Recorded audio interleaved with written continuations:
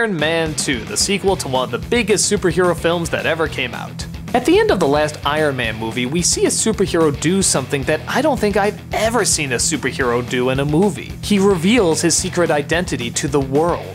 When does that ever happen? It's always to a love interest or a close friend or something like that. Whoever just admits to the world that they're a superhero. It's something I've never seen before and got me really excited for the sequel because you would think, wow, this is gonna go places we've never seen a superhero movie go before. And in some respects, it does. We see the life of a superhero if he was a celebrity.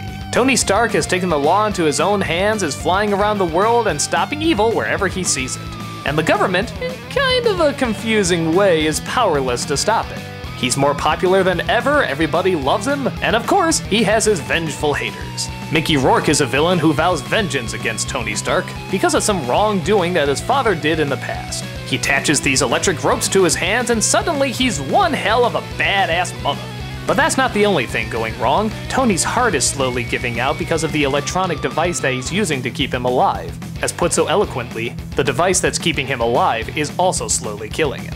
On top of that, he's upgraded Pepper Potts to take over his business, a new bodyguard named Black Widow, played famously now by Scarlett Johansson, enters the mix, and another big corporation wants to take down Stark by teaming up with Rourke and creating even better war machines. In fact, one of them is even called War Machine. When this film came out, people hated it. All they could do is talk about how god-awful it was. Now don't get me wrong, it still did really good at the box office, but everybody just despised the hell out of it. Does the film deserve such a bashing? Well, kinda, but I don't know if it deserved quite as much as it got. I guess I'll talk about the good stuff first. It does show kind of the price of celebrity. Tony of course loves the attention, but he realizes that he can't escape himself. No matter how hard he parties or gets drunk, all his misery is always waiting there for him, except now it's in public and everybody can see it. When he gets in a fight with a best friend, suddenly it makes news. And it makes it even harder for him to figure out how to solve his problems. Mickey Rourke as well is a great choice for a villain. He has a wonderful voice, he has a perfect look, he has the strength, he just came off of a huge hit movie. It's an ideal choice. But this does all build up to the biggest problem with the movie. It goes nowhere. Remember that problem with Tony's heart? You could have cut that out and not miss anything. You know how Mickey Rourke is spending most of the movie building these incredible weapons? It's only around a few minutes at the end. Hell, you know how Mickey Rourke is supposed to be the villain in this? You barely see him. In fact, the main bad guy is just some asshole in a suit. Wait, didn't we already have some asshole in a suit in the last movie? Yeah, we get it, big business bad, but come on, we just dealt with this guy. When there is fighting in the movie, it doesn't really connect to anything that big or epic. Iron Man fights with his friend. Well, okay, looks cool, but who cares? Wouldn't it be cool if that was Mickey Rourke there? I mean, they're friends fighting. We know they're gonna make up. We know they're gonna figure things out. Why are we spending so much time seeing them fight at a party? Remember how Stark upgraded Pepper Potts to run the company? She doesn't like it. She turns it down after a while. Okay, well, what was the point of that then? There's a lot of time dedicated to Tony and remembering his father and what a jerk he was, only to figure out he wasn't really that much of a jerk. Okay, what did that add? Tony still acts like a jerk, and not the fun kind of jerk, just a jerk.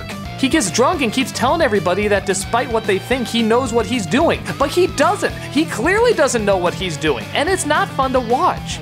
In the first film, he did jerky things, but he still came around to using his brilliant mind. He utilized stuff. He was resourceful. Here, all the times he reassures people that he knows what he's doing, it never comes back into play. Thank God they tackle Black Widow a lot better in the future because she's kind of a wasted character here. So yeah, the film does have a lot of problems and in the end, probably doesn't really work. But the strength of it does still come from the cool stuff that we like to see in an Iron Man movie. We like to see the technology, we like to see the one-liners, and again, we like to see Robert Downey Jr. doing the role that redefined him. Even when he's being such a pain in the ass, he is still so funny and so enjoyable to watch. Which is why it's such a letdown when you find out that he actually doesn't know as much as he's letting on, and that he is just getting drunk and acting like an ass. So I don't know, I guess it's bad, but I still think there's some really neat things in there that haven't been done yet. Like tackling the celebrity of a superhero who revealed himself, the technology is upped a little bit, and yeah, you do kind of see Iron Man doing the typical Iron Man stuff, there's just not as much as you would like.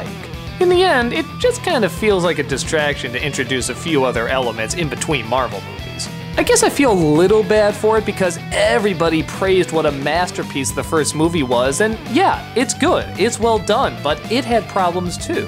And everyone seems to forget that when they look at this one. It doesn't work as a whole, but I don't think it's as bad as everybody else built it up to be. And I guess we kinda know that there's more Iron Man movies on the way anyway, so it's not like this is the last one we would ever see. Now, how would that one fare up? Well, we'll get to that when we get to that. But for this one, it's probably the perfect definition of close, but no explosion.